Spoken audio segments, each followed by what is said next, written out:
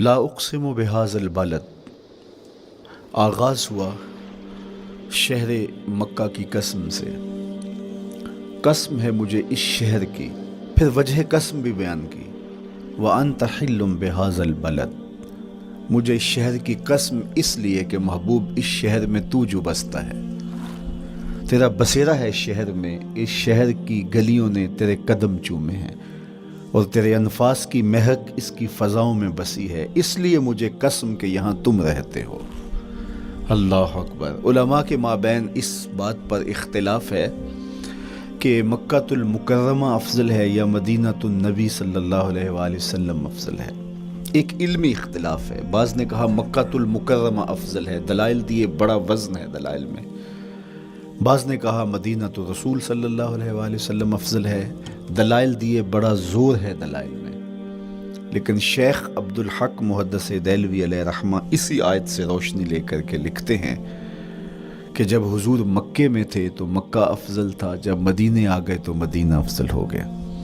جدھر جدھر سے وہ گزرتے گئے مجد و شرف بھی پیچھے پیچھے رہا۔ چند لمحوں کے لیے ٹھہرے تھے تم جس پیڑ کے نیچے۔ نشور وحدی کا لہجہ دیکھیے کتنا دل آویز ہے۔ چند لمحوں کے لیے ٹھہرے تھے تم جس پیڑ کے نیچے، سنا ہے آج تک اس پیڑ کا سایہ مہکتا ہے۔ تو مکے میں ہیں تو مکہ افضل، مدینے میں ہیں تو مدینہ افضل۔ تو شرف ان کے وجود مسعود سے ہے، وہ جدھر جدھر سے گزرتے جائیں گے وہاں ہی نور پھیلتا چلا جائے گا۔ اور پیر نصیر الدین علیہ رحمہ کا لہجہ یہاں کتنا خوبصورت دکھائی دیتا ہے۔ ایک بار وہ جدھر سے گزرے ہیں نصیر، ایک بار وہ جدھر سے گزرے ہیں نصیر، بار بار ادھر سے بہار گزری ہے۔ تو کہا کہ قسم ہے مجھے اس شہر کی، یعنی شہر مکہ کی۔ کیوں اس شہر کی قسم؟ وَأَنْتَ حِلٌّ بِهَذَا الْبَلَدِ، کہ محبوب اس شہر میں تمہارا قیام ہے، اس شہر میں تمہاری رہائش ہے، تمہارے انفاس کی مہک ہے اس شہر کی فضاؤں میں، اور تمہارے قدموں کو چھوا ہے اس شہر کی گلیوں نے، اس لیے قسم کہ یہاں آپ رہتے ہو۔ وَوَالِدٍ وَمَا وَلَدَ، اور قسم ہے باپ کی، اور قسم ہے جو اس کی اولاد ہے۔ والد سے مراد کیا ہے اور ما ولد سے مراد کیا ہے؟ تو اس کے بارے میں ایک قول یہ ہے کہ والد سے مراد حضرت ابراہیم علیہ السلام ہے، اور ما ولد سے مراد حضور علیہ السلام جو ان کے فرزند ہیں۔ ایک قول کہ والد سے مراد حضرت آدم علیہ السلام ہیں، اور ما ولد سے مراد ان کی ساری ذریت اور نسل ہے۔ تیسرا قول کہ والد سے مراد حضور علیہ السلام ہیں، اور ما ولد سے مراد حضور علیہ السلام کی ساری امت، حضور علیہ السلام کی ساری آل اطرت، حضور کے اصحاب۔ لیکن علماء نے پہلے قول کو ترجیح دی کہ مکہ المکرمہ کی قسم کی گئی تو پھر مناسبت بنتی ہے کہ حضرت ابراہیم کا ذکر بھی ہو، تو اس لیے والد سے مراد حضرت ابراہیم ہیں، اور ما ولد سے مراد حضور علیہ السلام کی ذات ستودہ صفات ہے۔ تو تین چیزیں ہوئیں جن کی قسم کی گئی۔ سب سے پہلے شہر مکہ کی قسم کی گئی، پھر حضرت ابراہیم علیہ السلام کی قسم کی گئی، اس کے بعد حضور علیہ السلام کے مبارک وجود کی قسم کی گئی۔ تین قسمیں کر کے کہا کیا گیا، چونکہ جو خالی و ذہن شخص ہو، جب اس کو کوئی بات بیان کی جائے تو قسم سے آغاز نہیں کیا جاتا۔ متردد الذہن کو کوئی بات کرنی ہو تو قسم سے آغاز کیا جاتا ہے، یا پھر آپ جس مضمون کو بیان کرنے جا رہے ہیں وہ اتنا اہم ہے کہ اس کی اہمیت کو اجاگر کرنے کے لیے آپ کو قسم کرنا پڑتی ہے۔ تو یہ جو ماں بعد کا مضمون ہے جس کو میرے رب نے بیان کیا، اس سے قبل ایک نہیں، دو نہیں، تین قسمیں کی، تو پھر کان تو کھڑے ہو گئے، سماعتیں تو بچھ گئیں کہ وہ کون سی شے ہے جس کو بیان کرنا مقصود ہے، اور اس سے قبل قسم پہ قسم کی جا رہی ہے۔ قسم محبوب شہر مکہ کی، قسم محبوب تیرے والد بزرگوار حضرت ابراہیم علیہ السلام کی، اور قسم تیرے پاکیزہ وجود کی۔ اب انسان بالکل سماعتیں بچھا کے منتظر ہے کہ قسم کی کس بات کی جا رہی ہے، کس بات پہ قسمیں ہو رہی ہیں، تو جواب آیا، قسم محبوب شہر مکہ کی جس میں آپ رہتے ہو، قسم آپ کے والد بزرگوار حضرت ابراہیم علیہ السلام کی، اور قسم آپ کے پاکیزہ وجود کی، لقد خلقنا الانسان فی کبد، ہم نے انسان کو مشقتوں میں رہتا پیدا کیا ہے۔ یعنی انسان کی زندگی کے اندر مشقتیں، مشکلیں، آلام، مصائب، حالات کی تلخیاں، سخت مراحل، یہ اس کی زندگی کا حصہ ہے، اور ہم نے اس کو ڈیزائن اس طرح کیا ہے کہ یہ ان ساری مشکلات سے نہ بردآزما ہوگا اور حالات کی تلخیوں کا مقابلہ کرے گا، اور خیر و شر کے ساتھ ساری زندگی اس کا تعلق رہے گا۔ تو یہ اگر سخت جان ہوا تو زندگی میں کامیاب اور بامراد ہوا، اور اگر یہ کمزور ہوا تو پیچھے رہ جائے گا۔ اور اس کے لیے جو قسمیں کی ہیں وہ 3 ہیں۔ قسم کا اور جواب قسم کا تعلق ہوتا ہے، یعنی جس پہ قسم کی جا رہی ہے تو جو قسم کی جا رہی ہے اس کا کوئی آپس میں تعلق ہوگا۔ جب پھولوں کا ذکر کریں گے تو پھر اس کے متعلقات ہی بعد میں بیان کریں گے۔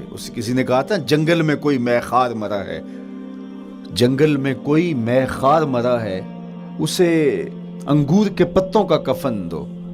میاں جنگل میں مرنے والے شخص کو کسی اور درخت کے پتوں کا بھی تو کفن دیا جا سکتا ہے، لیکن صاحب مرنے والا مے خار ہے، اور شراب کشید کی جاتی ہے انگور سے، تو اس کو تو ٹھنڈ تب بھی پڑے گی کہ انگور کے پتوں کا کفن دیا جائے۔ تو مناسبات ہوتی ہیں۔ تو اب جب قسم کی گئی تو قسم 3 چیزوں کی گئی، اور اس کی جواب قسم سے مناسبت کیا بنتی تھی؟ انسان کو مشقتوں میں رہتا پیدا کیا گیا، حالات کی تلخیوں سے گزرتا ہے، سخت تربیتی مراحل سے اس کو گزرنا پڑتا ہے۔ تو اس چیز کو بیان کرنے سے قبل 3 قسمیں کی گئی۔ پہلی قسم میرے حضور کے پاکیزہ شہر کی، مکہ المکرمہ کی، اس لیے کہ مکہ المکرمہ میں دیکھ لیجئے کہ صحابہ اور حضور کے ماننے والوں نے کیسے تلخ زندگی کاٹی۔ شجر اسلام ثمر بار ہوا تو ہمیں تو یہ کھلے ہوئے پھول دکھائی دیتے ہیں، لیکن ہم نہیں بھول سکتے کہ بلال حبشی کی پیٹھ پہ کیسے کوڑے برسے اور احد احد کیسے پکارتے رہے۔ تو ہم اس منظر کو دیکھیں، مکہ کے ان حالات کو دیکھیں، تو اس لیے قسم کی مکے کی، اور پھر حضرت ابراہیم علیہ السلام کی قسم کی، چونکہ حضرت ابراہیم نے جس قدر اذیتوں سے گزر کر کے، مصائب آلام کا سامنا کر کے، حالات کی تلخیوں کا مقابلہ کر کے اپنا راستہ بنایا اور اپنے رب کی رضا پائی، وہ تاریخ کا ایک انوکھا باب ہے۔ اس سے بڑھ کر کیا ہوگا کہ جلتی ہوئی آگ میں چھلانگ لگا دی رب کے حکم کی تعمیل میں، بیٹے کی گردن پہ چھری رکھ دی۔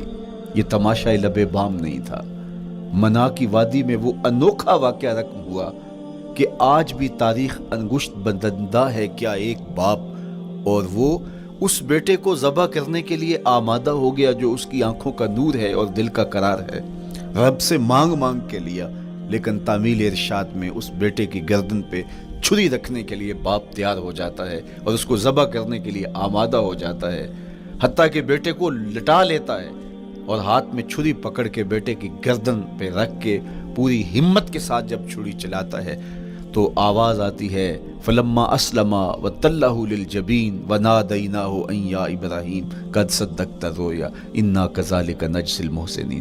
ابراہیم بس کرو، تم نے واقعی خواب پورا کر دکھایا۔ اپنی بیوی کو، اپنے نو مولود بچے کو وادی غیر ذی زرع میں چھوڑ آنا، جہاں کچھ بھی میسر نہیں تھا، یہاں آپ کو آپ کے ماں باپ چھوڑ کے جاتے ہیں، ایک خوبصورت آسودہ ماحول ہے، اور آپ کو جس مقصد کے لیے چھوڑ کے جا رہے ہیں تو وہ مقصد بھی آپ کی اور ان کے پیش نظر ہے، لیکن اس کے باوجود بھی جو ہے وہ آنکھیں نم ہو جاتی ہوں گی کہ ہم اپنی اولاد کو یہاں چھوڑ کے جا رہے ہیں، جبکہ ایک محفوظ پناہ گاہ میں آپ کو چھوڑ کے گئے۔ آپ کی تربیت کرنے والا ایک جو ہے وہ توانا طبقہ اور ایک توانا جو ہے وہ سٹاف موجود ہے جو آپ کی فکری، ذہنی، بدنی تربیت کے لیے کوشاں ہیں، لیکن اس کے باوجود بھی والدین محسوس کرتے ہیں، لیکن اپنے نو مولود بچے کو وہاں چھوڑ کے جانا جہاں آب و دانہ بھی میسر نہیں تھا۔ مورخ اسلام فی جلندری نے اس وادی کا نقشہ کھینچتے ہوئے کہا، وہ وادی جس میں وحشت بھی قدم رکھتی تھی ڈر ڈر کے، جہاں پھرتے تھے آوارہ تھپیڑے بادے سر سر کے، جہاں پر گھاس اگتی تھی جہاں نہ پھول کھلتے تھے، مگر وہ سرزمیں تھی آسماں بھی جھک کے ملتے تھے۔ تو اس وادی میں چھوڑ کے آنا، حضرت ابراہیم نے جو امتحانات دیے، اس لیے ان کی قسم کی، چونکہ جواب قسم کا تعلق بنتا ہے، تو قسم ابراہیم کے پاکیزہ وجود کی کہ جنہوں نے دکھ سہے، تکالیف آلام گوارا کی، لیکن پائے ثبات میں لغزش نہیں آنے دی۔ تیسری قسم میرے حضور کے پاکیزہ وجود کی فرمایا جتنے دکھ مجھے دیے گئے، جتنی اذیتیں مجھے پہنچائی گئیں، اتنی کسی کو نہیں دی گئیں۔ پیدا ہوئے تو حضور کے باپ کا سایہ سر پہ نہیں تھا، پھر اس کے بعد حضور مختلف مراحل سے گزرے۔ 6 سال کی عمر میں ماں کا انتقال ہو گیا۔ جب راہ حق میں لوگوں کو دعوت رشد و ہدایت دینے نکلے تو جو لوگوں کے رویے تھے اور جو اذیتیں لوگوں نے پہنچائیں وہ ایک الگ باب ہے۔ مکے کی گلیوں سے لے کے طائف کے بازاروں تک جن اذیتوں سے میرے حضور گزرے، ام المومنین سیدہ عائشہ رضی اللہ تعالیٰ عنہ فرماتی ہیں، ایک دن حضور کی بارگاہ میں حاضری تھی تو ہم نے عرض کیا، حضور کیا احد کے دن سے سخت دن بھی زندگی میں کبھی گزرا ہے؟ صحابہ کی نظر میں اس دن سے سخت دن کبھی زندگی میں نہیں آیا، اس لیے کہ جب 70 صحابہ کی لاشیں پڑی تھیں، حضور کے چچا حضرت امیر حمزہ شہید کر دیے گئے، اور نہ صرف انہیں شہید کیا گیا، ان کا مسئلہ کیا گیا، اعضائے بدنیاں کاٹ دیے گئے، ناک کاٹ لی گئی، زبان کاٹ لی گئی، بدن چیر کے کلیجہ نکالا گیا، اور پھر ان اعضاء کا ہار پرویا گیا، اور ہندا نے گلے میں ڈال کے رقص کیا، آنکھوں میں نیزے چبھوئے گئے۔ تو یہ دردناک دن تھا۔ تو حضور کے سر انور پہ سفید رنگ کی پٹی بندھی تھی اور چشمان رحمت میں آنسو تھے، اور بار بار فرماتے تھے، ما فعل امی، میرے چچا کی کہانی سناؤ۔ تو یہ دردناک دن تھا جو صحابہ نے اپنی آنکھوں سے دیکھا۔ تو انہوں نے کہا، حضور کیا احد کے دن سے سخت دن بھی کبھی زندگی میں آیا؟ ان کا خیال تھا کہ حضور فرمائیں گے ہاں یہ میرا زندگی کا مشکل ترین اور سخت ترین دن تھا، لیکن حضور نے فرمایا، ہاں عائشہ، جب طائف کے بازاروں میں تیری قوم نے مجھے پتھر مارے تو یہ دن احد کے دن سے بھی سخت تھا۔ حضور ان کے 3 سرداروں کے پاس پیغام حق لے کے گئے، لیکن انہوں نے آگے سے جو رویہ اختیار کیا وہ اتنا اذیت ناک تھا۔ حضور نے فرمایا کہ ٹھیک ہے، میں تمہاری خیر خواہی کا جذبہ لے کے تمہارے تک پہنچا ہوں، تم نے میری دعوت کو قبول نہیں کیا، تمہاری مرضی، تمہارا مقصود، چلو اب یہ بات میرے اور تمہارے درمیان رہنی چاہیے، اس بات کو راز رہنا چاہیے، اہل مکہ تک یہ بات نہ پہنچے۔ انہوں نے کہا، ہم کیوں راز رکھیں، بلکہ اوباشوں کے ہاتھ میں پتھر دے دیے، اور حضور جب واپس ہونے لگے تو وہ حضور کے پاؤں پہ سنگزنی کرتے، حضور اپنا ایک پاؤں اٹھاتے تو دوسرے پاؤں پہ مارتے، شدت درد اور احساس کرب سے حضور بیٹھ جاتے تو ان کے غنڈے دائیں بائیں سے بڑھتے اور کندھوں سے پکڑ کے حضور کو اٹھاتے اور مشق سنگزنی کرتے۔ نالین خون سے بھر گئے، لخت لخت زخمی ہوا۔ اللہ اکبر، کیا دردناک لمحے تھے، کیا تکلیف بری گھڑیاں تھیں۔ تو کہا کہ جب طائف کے بازاروں میں تیری قوم نے مجھے پتھر مارے تو یہ دن احد کے دن سے بھی سخت تھا۔ اچھا، جب حضور پر اس طرح آلام و مصائب ٹوٹ پڑے تو حضور کے ساتھ جو صحابہ تھے انہوں نے کہا، حضور ان کے لیے بد دعا کر دیجئے۔ تو میرے حضور بولے، میں رحمت بن کے آیا ہوں، میں رحمت بن کے آیا ہوں۔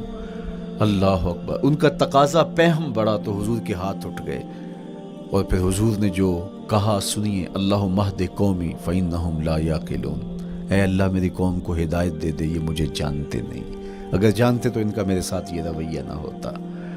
تو پتھروں کے جواب میں دعائیں دینا پیغمبروں کا حوصلہ ہوتا ہے۔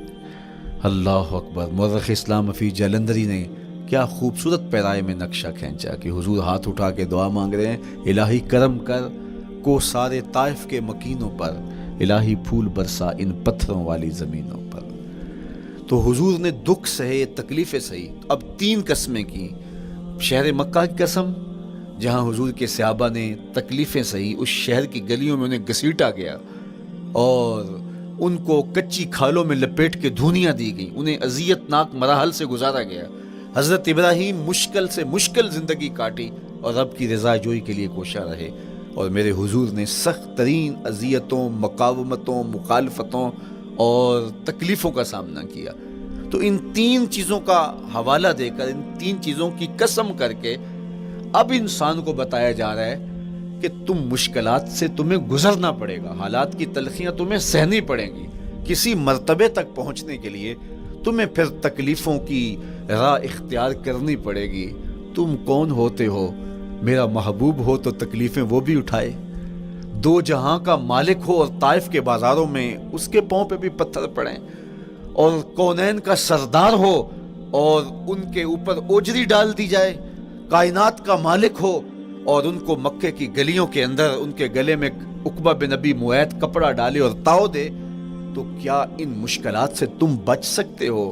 جب تم کسی منزل تک پہنچنا چاہتے ہو تو پھر یہ حوالے ماضی کے دیکھ لو، 3 قسمیں کر کے اس حقیقت کو بیان کیا۔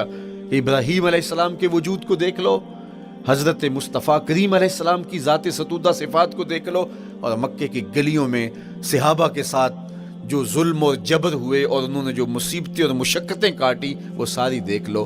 تو 3 قسمیں کھا کر کے کہا کہ بے شک انسان مشقتوں میں رہتا پیدا کیا گیا ہے۔ اس لیے قافلہ انسانی کے وہ افراد جو کسی منزل کے متلاشی ہوتے ہیں، جو جستجو کی زندگی بسر کر رہے ہوتے ہیں، ان کو پھر مشکلات سے گزرنا پڑتا ہے اور حالات کی تلخیاں ان کو گوارا کرنا پڑتا ہے، کشاکش حیات سے ان کو ٹکرانا پڑتا ہے، اور ان کو آگے بڑھنے کے لیے ان کو تکلیفوں سے گزر کر کے، جان گسل مراحل سے گزر کر کے پھر منزل کی طرف عازم سفر ہونا پڑتا ہے۔ کیا میں نے اس خاکدان سے کنارہ، جہاں رزق کا نام ہے آب و دانہ، پلٹنا جھپٹنا جھپٹ کر پلٹنا، لہو گرم رکھنے کا ہے ایک بہانہ، پرندوں کی دنیا کا درویش ہوں میں کہ شاہی بناتا نہیں آشیانہ۔ تو زندگی مشکل مراحل سے گزر جانے کا نام ہے۔ اقبال نے کہا تھا ہے شباب اپنے لہو کی آگ میں جلنے کا نام۔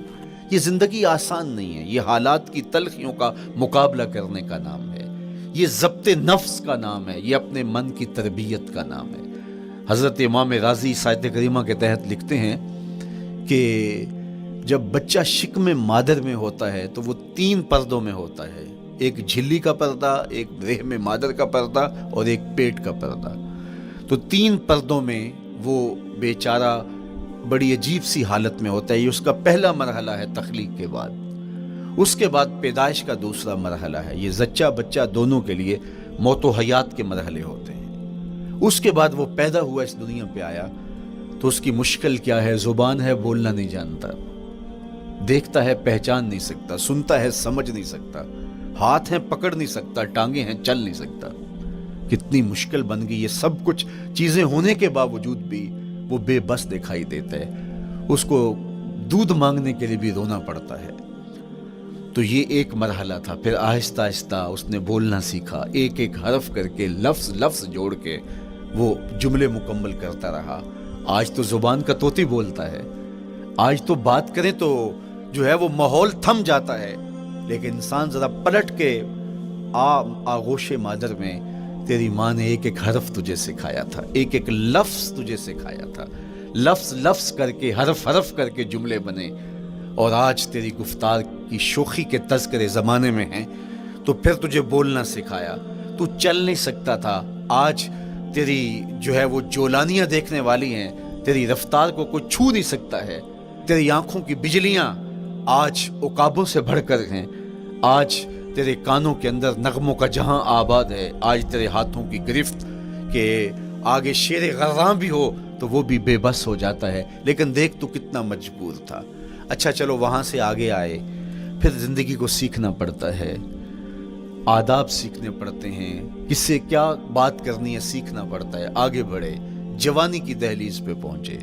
جوانی انسان کی زندگی کا باقپن ہوتا ہے، عروج ہوتا ہے، اللہ اکبر، لیکن جوانی کو تقدس معاب رکھ کے منزل تک پہنچانا یہ سب سے مشکل مرحلہ ہوتا ہے، چونکہ جذبات بے قابو ہیں، خواہشیں آوارہ ہیں، اور تا حد نظر نظارے ہی نظارے جو دل کو کھینچتے ہیں۔ اب اپنے تقدس کو جو شخص محفوظ رکھے، کائنات میں سب سے قیمتی جوہر حضرت انسان کا اس کی عصمت کا جوہر ہے، اور سب سے حسین چہرہ وہ ہے جو جنسی کالک سے اپنے آپ کو بچا لے۔ تو جوانی ہو، بانکپن ہو، اور پھر اپنی خواہشات کو بے قابو نہ ہونے دیا جائے، سب سے مشکل مرحلہ پوری زندگی میں یہ آتا ہے۔ کسی نے کہا تھا کتاب زیست کا ایک اور باب بیت گیا، شباب بیت گیا، ایک عذاب بیت گیا۔ تو شباب کا ختم ہونا اور اس کو خیریت سے منزل تک پہنچنا، یہ کتنا بڑا مشکل مرحلہ ہوتا ہے، جس کا جوانی میں باطن کا چہرہ مسخ ہو جاتا ہے اور جنسی کالک سے جو چہرہ آلودہ ہو جاتا ہے، اس کا عفت کا دامن داغدار ہو جاتا ہے۔ تو اس لیے وہ چہرہ تاباں ہے، وہ چہرہ روشن ہے، وہ چہرہ منور ہے جو اپنے آپ کو کالک نہیں لگنے دیتا اور اپنی عصمت کی حفاظت کرتا ہے۔ میرے حضور نے بھی ارشاد فرمایا، سبعۃ یظلھم اللہ تعالی فی ظلہ یوم لا ظل الا ظلہ، 7 اشخاص ایسے ہیں قیامت کے دن جب کوئی سایہ نہیں ہوگا، اللہ ان کو اپنے عرش کا سایہ عطا کرے گا۔ ان میں سے پہلا شخص امام عادل حکمران، دوسرا شخص وشاب نشأ فی عبادت اللہ، وہ جوان جس کی جوانی اللہ کی عبادت میں بسر ہوئی، تیسرا وہ شخص ورجل قلبہ معلق بالمساجد، وہ شخص جس کا دل مسجد میں لگتا ہے، مسجد میں جمتا ہے، اور چوتھا شخص ورجل دعتہ امرأۃ ذات منصب وجمال فقال انی اخاف اللہ، وہ شخص جس کو دعوت گناہ ملی اور حسن قدموں میں بچھنے کے لیے بےتاب ہوا، اور اس نے کیا کہا، انی اخاف اللہ، میں اللہ سے ڈرتا ہوں، میرا اللہ مجھے دیکھ رہا ہے۔ میرے حضور نے فرمایا قیامت کے دن جب کوئی سایہ نہیں ہوگا، اللہ اس کے اوپر اپنے عرش کا سایہ تان دے گا۔ جو اپنی عصمت کے جوہر کو بچا گیا، تو یہ ایک مشکل مرحلہ تھا اپنی جوانی کے تقدس کی حفاظت کرنا۔ میرے حضور نے ارشاد فرمایا، انا حبیب اللہ، میں اللہ کا حبیب ہوں۔ جو جوان جوانی میں توبہ کرتا ہے وہ بھی اللہ کا حبیب ہے۔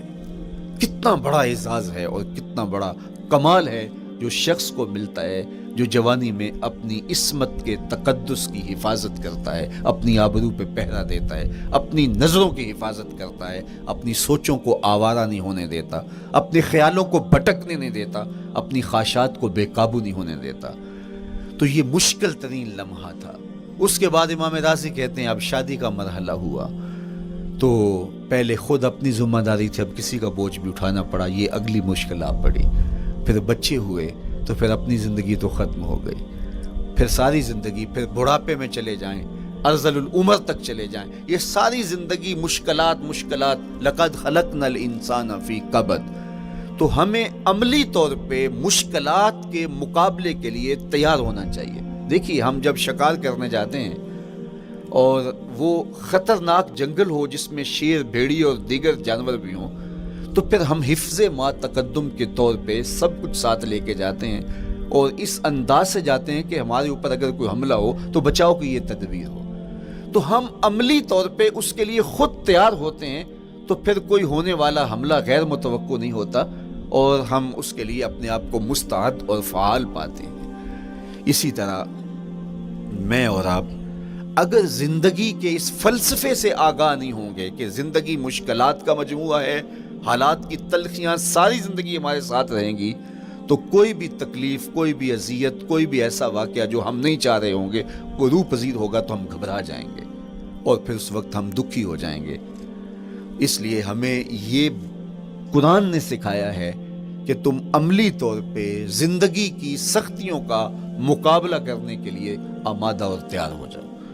قرآن مجید میں جو صبر کا لفظ ہے اس کا مفہوم یہ ہے کہ حالات کی جو تلخیاں تمہارے اوپر آتی ہیں، وہ غربت بھی ہو سکتی ہے، وہ بیماری بھی ہو سکتی ہے، وہ لوگوں کی عداوت اور دشمنی بھی ہو سکتی ہے، وہ اور بہت ساری چیزیں ہوتی ہیں، وہ جنگوں کی حالت کا بپا ہو جانا اور تمہارا دشمنوں کے نرغے میں گر جانا، یہ سب کچھ ہو سکتا ہے۔ تو اس کے اوپر استقامت کے ساتھ تم کھڑے رہو اور تم ان کو برداشت کرنے کی اپنے اندر ہمت اور حوصلہ رکھو، تو پھر وہ تمہارا صبر ہوگا، اور یہ قوت اگر تمہارے اندر پیدا ہو جاتی ہے تو پھر تمہاری زندگی آسان اور سوکھی ہو جاتی ہے۔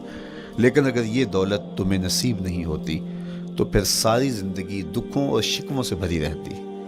اس لیے ہمیں یہ چیز سیکھ لینی چاہیے کہ زندگی نام ہی مشکلات سے نہ برد آزما رہنے کا ہے۔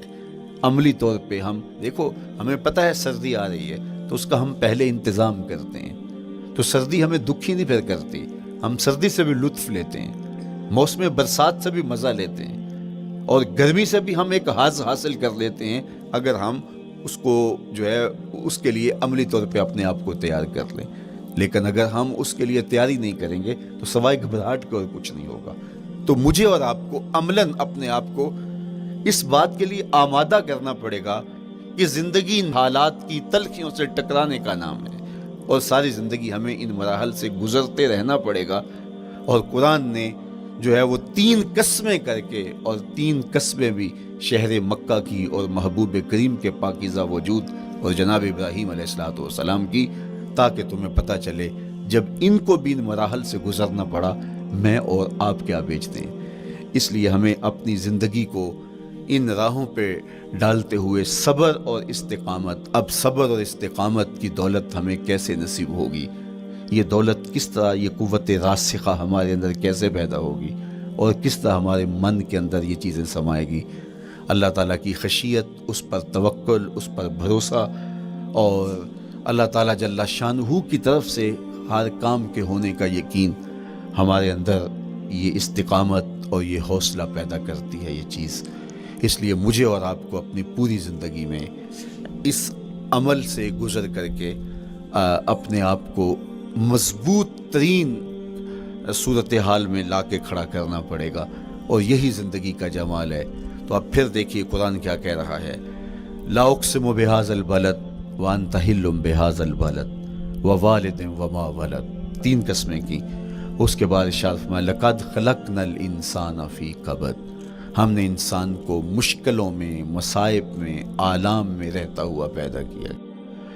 کہتے ہیں جب حضرت انسان کی تخلیق ہوئی تو اس کا خمیر جب گویا جا رہا تھا تو اس کے اوپر 39 دن تک آزمائشوں کی، دکھوں کی، تکلیفوں کی بارش ہوئی، اور ایک دن خوشیوں اور مسرتوں کا می برسا۔ تو انسان کی زندگی کے اندر حالات سے ٹکرانا اور دکھوں کو سہنا اور دکھوں سے مقابلہ کرنا، یہ سیکھنا پڑے گا، اور جب انسان اس کو عملی طور پہ سیکھ جائے گا تو پھر زندگی کا جمال اور زندگی کا حسن نصیب ہوگا۔ دوسری بات، ہمیں اپنی زندگی میں 7 چیزوں کو اپنا اصول بنا لینا چاہیے، اور یہ 7 چیزیں وہ ہیں جو ہماری زندگی کو ایک خوبصورت سانچے میں ڈھال کر کے ہمیں ایک پاکیزہ اور ستھرا انسان بنا دیتی ہے۔ پہلی چیز، التمسک بکتاب اللہ، اللہ کی کتاب سے جڑ جانا، وابستہ ہو جانا۔ جب ہم کتاب اللہ سے وابستہ ہو جائیں تو پھر ہمارے باطن کی اور نفس کی تربیت ہوتی ہے، اور پھر ہم وہ مطلوب انسان بنتے ہیں جو ہمارا رب ہم سے تقاضا کرتا ہے۔ تو اس لیے ہمیں اپنی زندگی میں اس چیز کو لازم کر لینا چاہیے کہ ہمارا کوئی بھی دن قرآن مجید کی تلاوت کے بغیر نہ گزرے۔ اپنے دن کا آغاز قرآن مجید کی تلاوت سے کیجیے۔ سورہ یاسین سے جو اپنے دن کا آغاز کرتا ہے سارا دن اللہ کی امان میں رہتا ہے، اس کی حفاظت میں رہتا ہے۔ اور اپنی شب کا آغاز سونے سے پہلے سورہ الملک کی تلاوت کریں، آپ ساری شب اللہ کی امان میں، اس کی حفاظت میں رہیں گے۔ اور قرآن مجید کو سمجھ کر اس کے مفاہیم و مطالب کے ساتھ ایک رکوع کم از کم پوری زندگی، اپنی زندگی کے نصاب میں آپ کتنا وقت مختلف امور کے لیے سر انجام دیتے ہیں۔ یہ کتاب انسانی ہدایت کے لیے، انسانی تربیت کے لیے، اس سے کوئی اور بہتر اور مؤثر جو ہے وہ نصاب نہیں ہو سکتا ہے۔ انسان سازی کا بہترین ذریعہ ہے یہ کتاب، اور اس کتاب کے ذریعے سے جو ہے وہ انسان پستیوں سے اٹھ کے بلندیوں تک جا پہنچتا ہے۔ اقبال نے تو کہا کہ گر تمی خواہی مسلمان زیستن، نیست ممکن جز بقرآن زیستن، اگر تو مسلمان بن کے جینا چاہتا ہے تو قرآن کے بغیر ایک قدم بھی نہیں چل سکتا۔ تو آگے چل کے اسی نظم میں کہا کہ فاش می گوئم آنکھ در دل مزمرست، این کتاب نیست چیزیں دیگرست، اگر میں کھل کے بیان کر دوں جو میرے سینے میں چھپا ہے تو میں تجھے بتا دوں کھل کے یہ کتاب نہیں، یہ کوئی اور ہی شے ہے۔ کن لوگوں کو کہاں سے اٹھایا اور یہ کتاب کہاں تک لے گئی، جو باہمی جنگ و جدل میں الجھے ہوئے تھے اور حرف شناس بھی نہیں تھے، جو سواد آشنا بھی نہیں تھے، پھر انہوں نے جو ہے وہ روما کی سلطنت بھی الٹ کے رکھ دی. یہ کرشمہ تھا اس کتاب کا جس نے زندگی کا جمال ان کی روحوں کے اندر پیدا کر دیا. تو میں اور آپ اپنی زندگی میں قرآن مجید سے کبھی بھی دور نہ ہوں. روزانہ کی بنیاد پہ آپ تلاوت کلام مجید اپنی زندگی میں شامل رکھیں. انشاءاللہ اس کے اجالے دنیا میں اور آخرت میں آپ اپنی آنکھوں سے مشاہدہ کریں گے. حضرت امام احمد بن حنبل فرماتے ہیں میں نے رب سے کہا کہ مجھے اپنا قرب عطا کر. آواز آئی میرا قرب چاہتے ہو تو قرآن پڑھا کرو. یہ رب کی قربت کی بھی ضمانت ہے اور ضبط نفس اور باطن کی تربیت کا بھی ذریعہ ہے. اچھا دوسری بات والاقتداء بسنت رسول اللہ صلی اللہ علیہ وآلہ وسلم. ہمارے لیے بہترین نمونہ ہمارے حضور علیہ الصلوۃ والسلام کی زندگی ہے. حضور کے دیا ہوا نظام حیات ہے جس پر حضور نے خود عمل کر کے دکھایا. میرا عشق رسول میری محبت رسول اس بات کا تقاضا کرتی ہے کہ میں ان کے طریقہ حیات کے مطابق اپنی زندگی گزاروں. اسلام دعوے کی بات نہیں کرتا دلیل ہم سے مانگتا ہے. آج میں کہتا ہوں میں عاشق رسول ہوں اور اتنا بڑا عاشق رسول ہوں کہ میرے جیسا زمانے میں دوسرا کوئی نہیں. میرے جذبات ایسے دکھائی دیتے ہیں آسمان کو چیر دوں گا اور زمین کو پھاڑ دوں گا.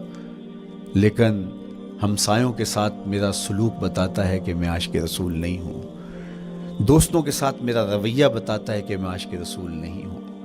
میں کسی سے وعدہ کرتا ہوں اور پھر اس پہ پورا نہیں اتر پاتا تو صاحب پھر آپ عاشق رسول نہیں ہیں, آپ کچھ اور ہیں. عشق رسول تو یہ ہے کہ میرے محبوب علیہ السلام نے کسی سے عہد کیا ہے کہ تمہارے آنے تک میں یہاں کھڑا ہوں اور وہ جا کے بھول جاتا ہے اور میرے حضور 3 دن وہاں منتظر رہتے ہیں. وہ اچانک گزرا اور دیکھا تو حضور علیہ الصلوۃ والسلام کھڑے ہیں تو خود پریشان ہوا. صرف اتنی بات اسے کہی صاحب تو نے مجھے مشکل میں ڈال دیا, تو نے مجھے مشقت میں ڈال دیا. عہد کیا ہے تو پھر اس کی پاسداری نبھا کے دکھائی. اللہ اکبر. میں اگر حضور سے محبت کرنے والا ہوں تو میرا رویہ بتائے کہ میں عاشق رسول ہوں. میری زبان پہ جھوٹ نہیں بول سکتی. آپ سے پوچھا گیا کہ مومن بزدلی کر سکتا ہے, کہا نہیں بہادر ہوتا ہے, لیکن ہو سکتا ہے کبھی اس سے بزدلی سرزد بھی ہو جائے. پھر پوچھا گیا کہ مومن بخیل ہو سکتا ہے, کہا نہیں سخی ہوتا ہے, لیکن ہو سکتا ہے کبھی اس سے بخل بھی سرزد ہو جائے. پھر تیسرا سوال حضور سے کیا گیا مومن جھوٹا ہو سکتا ہے, فرمایا جھوٹا نہیں ہو سکتا. یہ پکی بات ہے کہ مومن جھوٹ نہیں بول سکتا. میں اور آپ اپنے رویوں میں دیکھیں کہ ہم کھڑے کہاں ہیں. آج ہم ان جگہوں پہ بھی جھوٹ بولتے ہیں جہاں جھوٹ بولنا ہماری مجبوری بھی نہیں ہوتی, چونکہ یہ ہماری فطرت ثانیہ اور عادت بن چکا ہے اور ہم اس کو برا ہی نہیں سمجھتے. جبکہ جھوٹ جب کوئی شخص بولتا ہے حدیث پاک میں آتا ہے اس کے منہ سے بدبو نکلتی ہے, رحمت کے فرشتے 1 میل دور ہٹ جاتے ہیں اس سے. اور سویر سے شام تک جب ہمارے معمولات یہ ہوں تو پھر ہم کہاں کھڑے ہیں اور رحمت کے فرشتے کہاں کھڑے ہیں. تو حضور علیہ الصلوۃ والسلام کی سنت کا اتباع حضور کی محبت کی دلیل ہوگی. امام قرطبی نے لکھا ہے اللہ کی محبت کا کوئی دعویٰ کرے تو کیا دلیل ہوگی کہ یہ واقعی محب الہی ہے. تو کہا اللہ سے محبت کا دعویٰ کرنے والے کے لیے دلیل یہ ہے کہ وہ قرآن سے پیار کرے. قرآن سے پیار اور قرآن سے محبت کی دلیل یہ ہے کہ حضور کا پیار سینے میں رکھے. حضور سے محبت کی دلیل یہ ہے کہ سنت رسول سے پیار کرنے والا ہو, اور سنت رسول سے پیار کرنے کی دلیل یہ ہے کہ بدعات سے اجتناب کرنے والا ہو. ہر وہ طریقہ جو میرے حضور نے نہیں دیا اس کو اختیار نہ کرے, اس طریقے کو اختیار کرے جو حضور علیہ الصلوۃ والسلام کا عطا کرتا ہے. تیسری بات عقل الحلال. یہ وہ بنیادی اصول ہیں جو ہماری زندگیوں میں اتر جانے چاہیے اور ہم ایک صالح اور خوبصورت انسان بن کے اس معاشرے کا حصہ بن سکتے ہیں. عقل حلال زندگی میں شامل ہو تو زندگی کو جمال نصیب ہوتا ہے اور باطن اور ظاہر کو طمانینت نصیب ہوتی ہے. اگر رزق پاک نہیں ہے تو آپ کعبے بھی جائیں تو وہاں بھی آپ محروم پلٹیں گے. میرے حضور علیہ الصلوۃ والسلام نے فرمایا ایک بندہ لمبا سفر کر کے گیا, اشعث اغبر کے لفظ ہیں کہ اس کے بال بکھرے ہوئے ہیں, سفر کی گرد پڑی ہوئی ہے اور لباس بھی پھٹا ہوا ہے, شکستہ حالت, پراگندہ صورت, اور کھڑا ہے کعبۃ اللہ کے سامنے. یمد یدیہ, دونوں ہاتھ لمبے کر کر کے دعا مانگ رہا ہے اور کیا کہتا ہے اے اللہ ومطعمہ حرام ومشربہ حرام وملبسہ حرام وغذی بالحرام. فرمایا اس کا کھانا حرام کا ہے، اس کا پینا حرام کا ہے، اس نے جو لباس پہنا ہے وہ حرام کا ہے۔ میرے حضور فرماتے ہیں بتاؤ اس کی دعا کیسے قبول ہوگی؟ اب لمبا سفر کاٹ کے حرم کعبہ میں پہنچے، غلاف کو پکڑ پکڑ کے دعائیں کر رہا ہے، لمبے لمبے ہاتھ کر کے دعائیں مانگ رہا ہے، ملتزم سے لپٹا ہوا ہے، حتیم میں سجدہ ریز ہو کے رو رو کے دعائیں مانگ رہا ہے، لیکن دعا قبول نہیں ہوتی۔ کیوں؟ اس لیے کہ اس کے پیٹ میں لقمہ حرام کا ہے، اس کے بدن پہ لباس حرام کا ہے۔ تو اسلام نے جتنا زور حلال کمانے، حلال کھانے اور حلال اختیار کرنے پر دیا ہے، تو ایک مومن اگر اسلام کے مبادیات سے بھی آگاہ ہو تو اس کی تو زندگی کے اندر جو ہے وہ حرام گھس ہی نہیں سکتا ہے، بلکہ وہ مشکوک سے بھی اجتناب کرے۔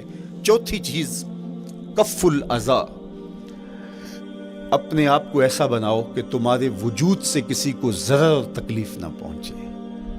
ہمارا اسلام تو ہمیں یہ بتاتا ہے کہ تم پیاز یا لہسن کھا کے مسجد میں نہ جاؤ کہ تمہارے منہ سے جو سمیل آتی ہے اس سے کسی کو تکلیف نہ پہنچے۔ تو یہ اسلام کی دی ہوئی تعلیمات ہیں کہ مسجد میں بھی جانا ہے تو اپنے آپ کو دیکھو کہ تمہاری حالت کیا ہے، تمہاری وجہ سے کسی کو تکلیف نہ پہنچے، تمہارے رویے اتنے خوبصورت ہوں، تمہارے ہمسائے بتائیں کہ یہ واقعی مسلمان ہے۔ مسلمان کی تعریف کی گئی، المسلم من سلم المسلمون من لسانہ و یدہ۔ مسلمان کون ہے؟ جس کے ہاتھ سے، جس کی زبان سے دوسرا مسلمان بھائی محفوظ ہے، تو وہ مسلمان ہے۔ اللہ اکبر۔ ہم یہ جو کہتے ہیں السلام علیکم، اس کو کہتے ہیں تحیت المسلم، مسلمان کا تحیت۔ تو اس میں اس کے معنی پہ غور کریں تو ہم اس کو ضمانت دے رہے ہوتے ہیں، السلام علیکم، تیرے اوپر سلامتی ہو۔ تو ہم اپنی جانب سے ضمانت دیتے ہیں، میرے بھائی میری طرف سے تیری عزت، تیری جان، تیری آبرو سلامت ہے، اب میری جانب سے تو پریشان نہیں ہونا، میں تجھے سلامتی کی ضمانت دیتا ہوں۔ اور وہ آگے سے کیا کہتا ہے؟ وعلیکم السلام، میرے بھائی پھر میری جانب سے بھی تیرا سب کچھ محفوظ ہے۔ اگر سلام کا مفہوم اچھی طرح ہماری روحوں میں اتر جائے تو پھر ایسا ہو نہیں سکتا کہ ہم جس کو السلام علیکم کہہ دیں پھر اس سے ہم دھوکہ کریں یا اس کی آبرو پہ حملہ آور ہوں یا اس کے مال پہ حملہ آور ہوں جب السلام علیکم کہہ دیا۔ چونکہ جو ہمیں لفظ بولنے کے لیے کہا گئے اس کے پیچھے فلسفہ ہے لفظوں کا۔ یہ پھول ہیں، ان کو دیکھ کر سبحان اللہ کہنے کا کہا گیا ہے، پہاڑوں کو دیکھ کے اللہ اکبر کہنے کا کہا گیا ہے۔ پہاڑوں کو دیکھ کے سبحان اللہ کہہ دیں اور پھولوں کو دیکھ کے اللہ اکبر کہہ دیں، ایسا کیوں نہیں کہہ دیتے؟ لیکن نہیں، اس لیے کہ جب پہاڑوں کو دیکھتے ہیں تو دل میں ان کی ہیبت پیدا ہوتی ہے۔ اتنے بڑے پہاڑ، سمندر کو دیکھتے ہیں تو اس کی ہیبت پیدا ہوتی ہے، اتنا بڑا سمندر تا حد نظر پھیلا ہوا، تو جب اس کی بڑائی پیدا ہونے لگتی ہے تو فوراً پلٹایا گیا اللہ کی بڑائی کی طرف اور کہا بول اللہ اکبر، یہ نہیں میرا اللہ بڑا ہے۔ اور پھول کو جب دیکھا تو اس کی لطافت کی طرف الجھنے لگے، کتنا خوبصورت ہے، درزوں میں کیسے خوشبو بسی ہوئی ہے، کیسے رنگ ہیں، کیسے جمال ہیں، اللہ اکبر۔ وہ کیا کسی نے کہا تھا نا کہ درزوں کی لطافت میں خوشبو نے اماں پائی، گل چیرنے والے نے کس شان سے چیرا ہے۔ تو کیا کمال ہے یار، کیا پتیاں ہیں، کیا رنگ ہے، کیا خوبصورتی ہے، کیا لطافت ہے۔ الجھنے لگے، کہا بول سبحان اللہ، یہ کیا ہے، جس نے رنگ بھرے ہیں وہ پاک ہے۔ تو تیرا دل الجھ نہ جائے تو جو ہم بولتے ہیں، لفظ جہاں بھی بولتے ہیں اس کے پیچھے ایک فلسفہ ہوتا ہے۔ السلام علیکم یہ تحیت المسلم ہے۔ جب ہم کسی کو کہتے ہیں السلام علیکم تو اس کو ہم نے ضمانت دے دی، بس بات ختم، اب جو ہے وہ میری جانب سے تو محفوظ ہے۔ لیکن ہم سلام بھی لے رہے ہوں گے اور ہاتھ بھی کاٹ رہے ہوں گے اور اس کی جیب بھی کاٹ رہے ہوں گے، پھر سلام نہیں لیا، ہم نے منافقت کی ہے۔ تو کف الاذی چوتھی چیز۔ اور پانچویں چیز اجتناب المعاصی، گناہوں سے اپنے آپ کو بچا کے رکھنا۔ نیکی کرنا بہت اہم ہے، لیکن نیکی کرنے سے زیادہ اہم اپنے آپ کو گناہوں سے بچانا ہے۔ چونکہ شر کی قوتیں ہمارے ساتھ جڑی ہوئی ہیں، اس لیے اپنے آپ کی حفاظت جب ہم کریں گے تو ہم ایک اچھی صورت میں آگے بڑھیں گے۔ اور چھٹی چیز وہ ہے التوبہ۔ توبہ تسلسل کے ساتھ کرتے رہیے۔ یہ تصور کہ بڑھاپے میں توبہ کریں گے، یہ تصور کہاں سے آیا؟ یا ہمارے ہاں آج کل یہ کلچر پیدا ہوا ہے کہ لیلۃ القدر یا شبرات کے دن سارے جڑ کے توبہ کرنے بیٹھ جاتے ہیں اور پورا سال اپنی مرضی کی زندگی گزارتے ہیں۔ ایسا نہیں ہے۔ میرے حضور کے دامن پہ ایک بھی گناہ کا دھبا نہیں تھا۔ ہم نبیوں کی عصمت کے قائل ہیں، کسی نبی پر کوئی گناہ کا دھبا نہیں ہوتا۔ اگر اس امکان کو بھی تسلیم کر لیا جائے تو ساری شریعت مشکوک ہو جاتی ہے۔ لیکن اس کے باوجود حضور فرمایا میں دن میں اللہ سے 100 بار توبہ کرتا ہوں، ایک دن میں 100 مرتبہ توبہ کرتا ہوں۔ میں اور آپ دیکھیں کہ ہم کیا اس معمول کو اپنی زندگی میں شامل کیے ہوئے ہیں۔ جب انسان توبہ کرتا ہے، جب غسل کر لیتا ہے نا ایک دفعہ، تو پھر وہ بچ کے چلتا ہے کہ کوئی گرد دوبارہ پڑ نہ جائے، اور جب وہ لتھڑا ہوا ہو تو پھر اس کو پرواہ بھی نہیں ہوتی۔ اس لیے ہمیں بار بار غسل کرنے کی، بار بار توبہ کرنے کی تلقین کی گئی ہے، تاکہ ہم پھر نئے گناہوں سے بچتے رہیں گے۔ تو اپنی زندگی میں توبہ کا تسلسل کیجئے، شام سویرے صبح بار بار اللہ سے توبہ کی اور رجوع کیجئے۔ اور آخری چیز ادا الحقوق، حقوق کا ادا کرنا۔ ہمارے ذمے جو حقوق عائد ہوتے ہیں وہ ہمارے والدین کے ہیں، وہ ہمارے بہن بھائیوں کے ہیں، وہ ہمارے دوستوں کے ہیں، ہمسایوں کے ہیں، ہمارے اساتذہ کے ہیں، کلاس فیلوز کے ہیں۔ وہ حقوق حتیٰ کہ جانوروں کے کیوں نہ ہوں، تو ان حقوق کو ہم ادا کرنے والے، دستبردار نہیں ہو سکتے ہم ان حقوق سے۔ یہ مومن کی زندگی ہے، یہ ہمارا نظم حیات ہے، یہ اسلام کا دیا ہوا منشور ہے، یہ طریقہ زندگی ہے کہ ہم ایک ایک کے حق کو ادا کرتے ہوئے اپنی زندگی کو بسر کریں۔ بالخصوص میں طلباء سے مخاطب ہوں کہ یہ عمر تربیتی اعتبار سے سب سے اہم عمر ہے۔ سیدنا علی المرتضیٰ رضی اللہ تعالیٰ عنہ فرماتے ہیں کہ 15 سال سے لے کر کے 20 سال تک کی عمر میں انسان کے نظریات پختہ ہوتے ہیں اور اس کی عادتیں جمتی ہیں۔ یہ دوسرے کہتے ہیں 13 سے 19 سال تک کی عمر، وہ کہتے ہیں یہ بڑی اہمیت کی حامل ہے۔ تو 13 سے 19 سال یا 15 سے 20 سال تک کی عمر، بعض کا تو ہوتا ہے کہ اب بھی بچے ہیں، ماں باپ بھی سستی کرتے ہیں کہ ان کو تہجد کا عادی اب کیوں بنائیں، ابھی تو یہ بچے ہیں، ان کو ان چیزوں سے، چھوٹی چھوٹی چیزوں کا عادی اب کیوں بنائیں، جب بڑے ہوں گے، سمجھدار ہوں گے، ذمہ داریوں کا بوجھ آئے گا، سب کچھ کر لیں گے۔ تو پھر اس وقت کرنا مشکل ہوتا ہے، پھر کر نہیں پاتا بندہ۔ تو جو سیکھنا ہے، جو عادتیں پختہ کرنی ہے، وہ اسی زندگی میں ہوتی ہیں۔ تو یہ آپ کا ایک موقع ہے، آپ کا کوئی ایک ماحول فراہم ہوا ہے، آپ کے ہمسائے آپ کے کلاس فیلوز ہیں جو آپ کے ساتھ کمرے میں رہ رہے ہیں۔ ہمسائیگی کے حقوق ادا کرنے کا جو انداز ہے وہ یہاں ہی سیکھیے اور اپنے اندر اس کو متحقق کیجیے اور پختہ کیجیے۔ اسی طرح اپنے گفتگو کے لہجوں میں شائستگی، اپنے انداز کے اندر خوبصورتی اور اپنے رویوں کے اندر جمال پیدا کرنے کی کوشش کریں، اپنے آپ کو مؤثر بنائیں، اور شریعت کے بتائے ہوئے اصول اور ضابطوں کے مطابق آپ جب زندگی کے چند دن گزار لیں گے، پھر زندگی گزارنے کا نشہ آنے لگ جائے گا۔ چونکہ جب ہم اپنی خواہش کی زندگی گزارتے ہیں تو پھر ہم خود بے چین اور مضطرب ہوتے ہیں، اس لیے کہ ہمیں اس طرح زندگی گزارنی چاہیے جس طرح ہمارے رب نے ہمیں بتایا ہے۔ آپ کوئی بھی مشین خریدتے ہیں، کوئی بھی چیز لیتے ہیں تو اس کے ساتھ چھوٹی سی بک دیتے ہیں، آپ کو اس کا طریقہ استعمال بتاتے ہیں کہ اس کو یوں استعمال کرو گے تو دیر پا اس کے فوائد حاصل کرو گے۔ اگر یہ مائک ہم اس طرح استعمال نہیں کرتے، اپنی خواہش سے استعمال کریں گے، تو پھر نتیجہ کیا ہوگا کہ تھوڑے دنوں کے بعد جو ہے وہ خرابی کی طرف سلسلہ چلے گا۔ اس طرح یہ وجود جس پاکیزہ ذات نے بنایا ہے، اس نے ہمیں بتایا ہے کہ اس کو استعمال کیسے کرنا ہے اور اس زندگی کو کیسے گزارنا ہے۔ اور پھر انسان کو ایک ماڈل اور نمونہ بھی چاہیے، تو کہا نمونہ دیکھنا ہے تو محمد عربی کی ذات دیکھ لو، ادھر دیکھتے جاؤ اور زندگی گزارتے جاؤ، دیکھنا تمہاری زندگی کتنی خوبصورت اور کتنی پروقار گزرتی ہے۔ اللہ آپ کو دنیا آخرت کی برکتیں دے، اپنی پناہوں اور اپنی امان اور اپنی حفاظتوں کا حصار دے، اور آنے والا کل اللہ بہتر فرمائے، میرے وطن کی خیر کرے، میرے ملک کو امن کے اجالے دے، یہاں دہشت گردی کے سلگتے الاؤ ٹھنڈے کر کے امن کی بہاریں پیدا کر دے۔ کی محمد سے وفا تو نے تو ہم تیرے ہیں، یہ جہاں چیز ہے کیا لوح و قلم تیرے ہیں۔ وآخر دعوانا ان الحمدللہ۔